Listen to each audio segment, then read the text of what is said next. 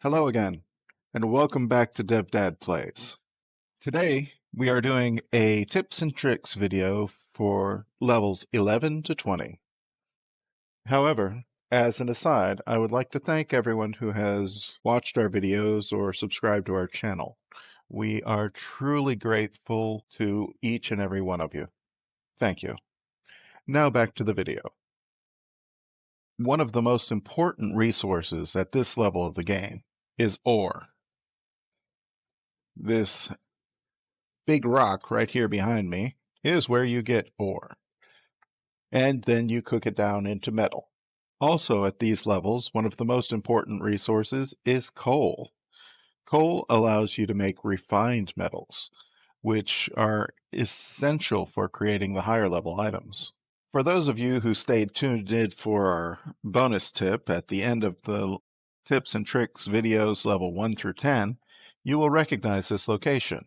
186 by -40. This is one of the best places to set your base for these higher levels, especially with the ore and coal supplies that exist here.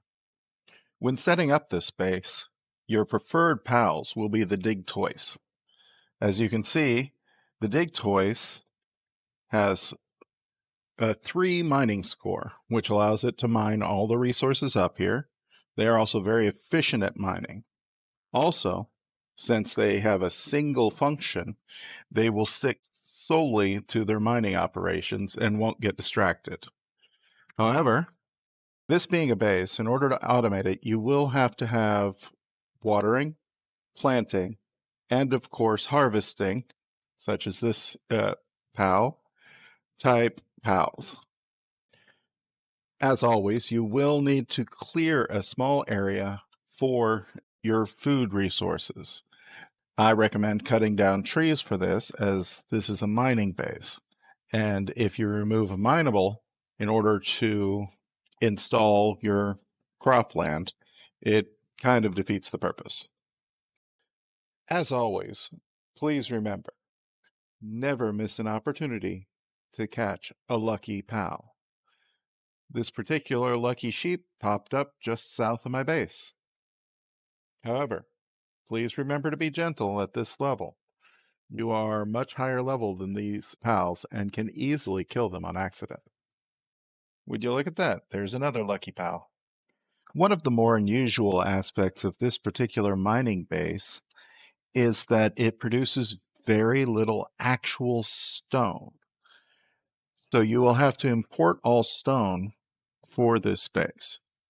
But stone is definitely recommended, because with the number of fire pals that you'll be using here, this place will burn to a crisp and nothing flat if you build out of wood. In any base, you need to start with the basics. In the case of this particular base, I recommend going for specialists first. In my case, I chose the bronze cherry for planting, the azarobe for watering, and the gale claw for harvesting.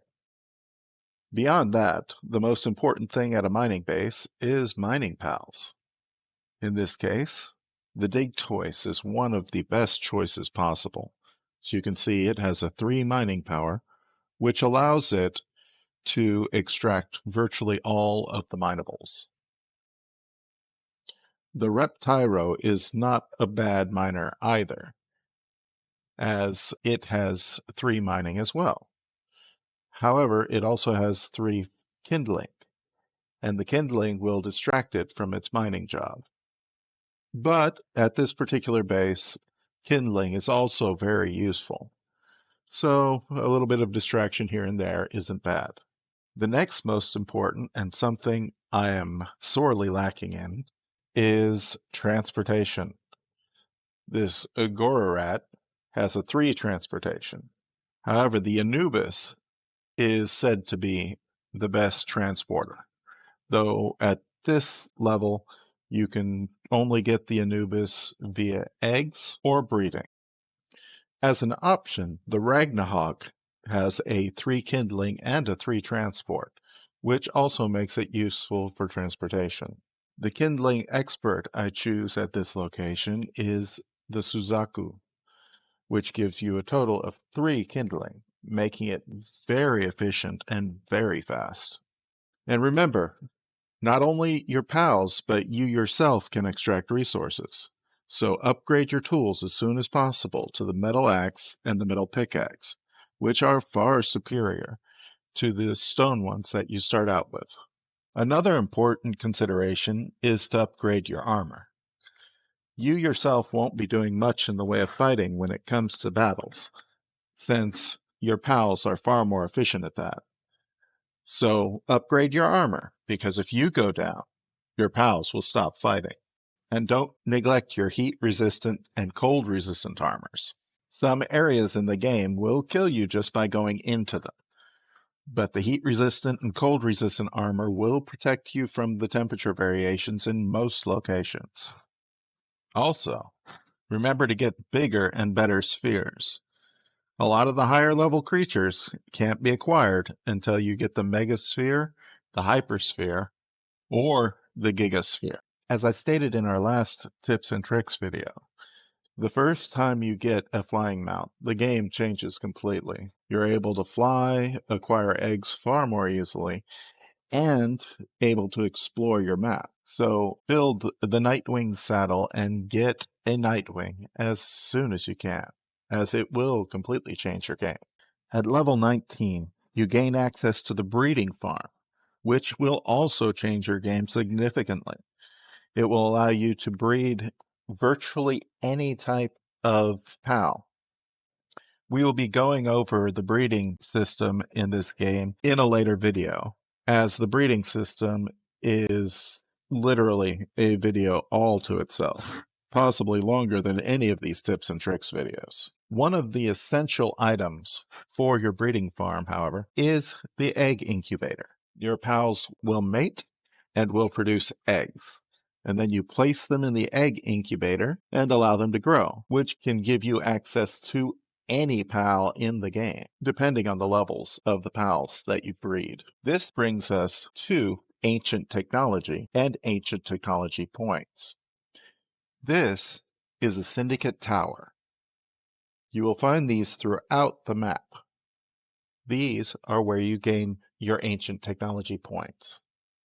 Now, at the end of a tower boss battle, when you finally end up killing said boss, you immediately get 5 ancient technology points. These ancient technology points can then be used to purchase ancient technologies, such as the egg incubator, small feed bag, grappling guns, and the like.